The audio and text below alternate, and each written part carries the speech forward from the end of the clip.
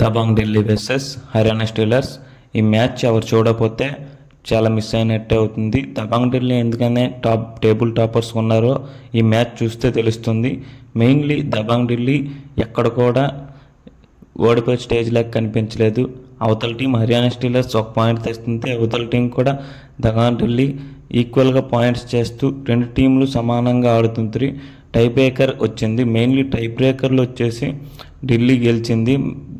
టై బ్రేకర్లు వచ్చేసి ఫతరాచర్య వచ్చేసి super ride చేశాడు. అలానే వాళ్ళకి మెయిన్ పిల్లర్స్ అనే మనం అనుకుంటాం. సుజీత్ వచ్చేసి డిఫెన్స్ చేసాడు భయ్య టై బ్రేకర్లోన అడ్డుగాడులాగా నించోబడిపోయాడు. అవతల టీం ప్లేయర్స్ రాగానే ఒక్కసారి కాదు రెండుసార్లు సూపర్ ట్యాకిల్ చేశాడు, అది కూడా టై బ్రేకర్లోన. దీన్ని బట్టి మనకు అర్థమవుతుంది సుజిత్ అలానే ఫజిల్ వచ్చేసి ఎంత స్ట్రాంగ్ డిఫెండర్స్లో ఈ టీంకి. అలానే ఫజిల్ వచ్చేసి పీకేఎల్ హిస్టరీలోన 200 మ్యాచ్లు ఆడాడు. ఇప్పటివరకు ఏ ప్లేయర్ కూడా 200 మ్యాచ్లు ఆడలేదు. అది కూడా ఒక డిఫెండర్గా 200 మ్యాచ్లు ఆడడం అంతే మామూలు పని అయితే కాదు. అలానే మ్యాచ్లోనికి వస్తే మెయిన్లీ హర్యానా స్టీలర్స్ తుక్కు శివం పటారే 10 పాయింట్లు చేశాడు. వినయ్ మాత్రం అన్ని మ్యాచ్లు స్కోర్ చేసిండా, ఈ మ్యాచ్ స్కోర్ చేయలేకపోయాడు.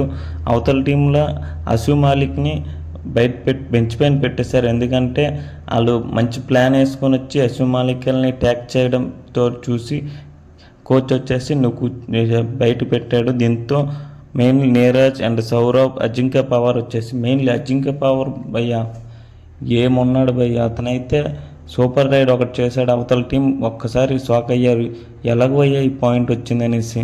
Ajinkya Pawar one of the most under rated player in kabaddi.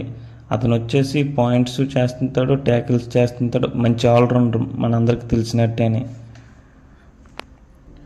ఫైనల్గా మరేటంటే లాస్ట్ మ్యాచ్ ఈ రెండు టీముల మధ్యన జరిగినప్పుడు ఒక 2 సెకండ్స్ ఎంతో టైం మిగిలిపోతే మణిప్రీత్ వచ్చేసి ఈ 2 సెకండ్స్కి మేము రైడ్కి వెళ్తామనేసి గొడవ చేశాడు.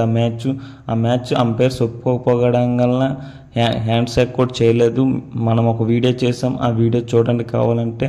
అలానే ఈ మ్యాచ్లో వచ్చేసి అవతల టీం ఢిల్లీ టీం కోచ్ వచ్చేసి జోగిన్ నర్వాల్ వచ్చేసి అదే పాయింట్ని రైట్ చేస్తూ మ్యాచ్ అయిన తర్వాత టైం చూడు అనేసి ఈ మ్యాచ్ గెలిచాక మణిప్రీత్ని నచ్చగొట్టాడు. గ్రౌండ్ పైకి వచ్చాడు మణిప్రీత్ వచ్చేసి. దీంతో చాలా